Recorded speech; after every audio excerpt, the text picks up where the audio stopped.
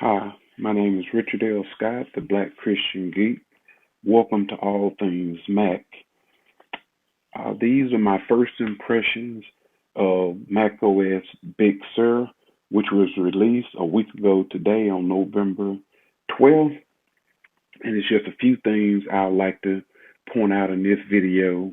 And of course, in future videos, I'll be giving a lot more details.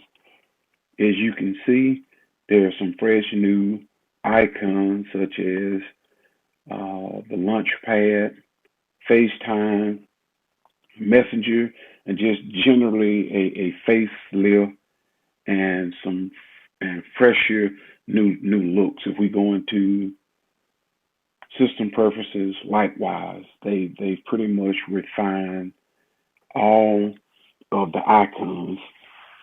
There's a couple of things I want to point out in particular here in system preferences. If we go here to dock and menu bar, something that I've welcomed for a long time because I like a nice clean desktop, you can now select, if you look up here, when we select auto hide, it will hide the menu bar so it only appears when you hover over it or click it. It gives you more control what appears up here.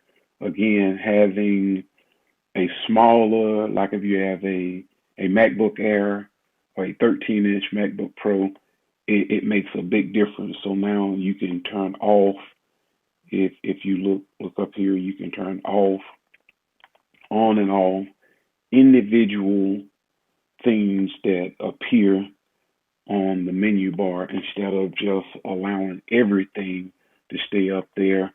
And before, we just could not rearrange those. So it makes that a lot better and a lot cleaner now. And also now playing.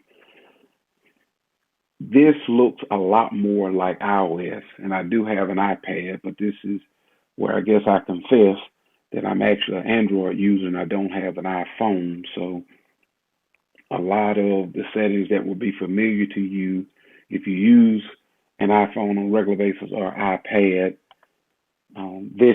these menu items, that's what they look like. And here's another thing that I always welcome. I like to turn on the percentage for my battery so I can see where it is as it's filling up or running down. Fast user switching.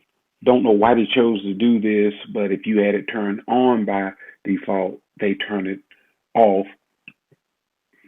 But nevertheless, something else I wanted to point out that just generally speaking, it seems to make my 6-year-old Mac run a lot faster, which is welcome in the way it used to be before Catalina came along. Quite frankly, I thought Catalina was the worst macOS release since Tiger.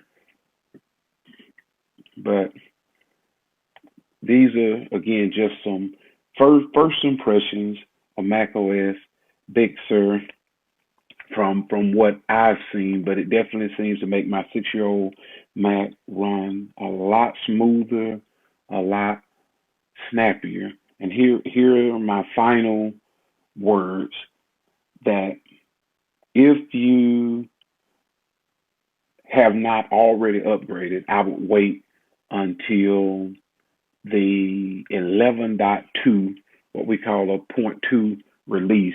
And that generally takes 3 to 4 months before they get to that point before I would upgrade.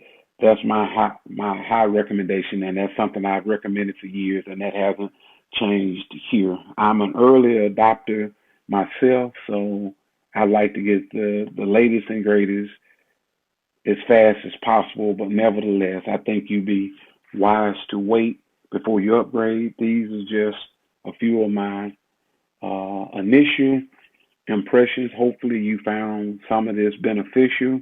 Again, my name is Richard L. Scott, the Black Christian Geek. Thank you for visiting All Things Mac. If you like this video, give us a thumbs up and subscribe to our channel. Please visit my blog, blackchristiangeek.com. Again, thanks for visiting and God bless.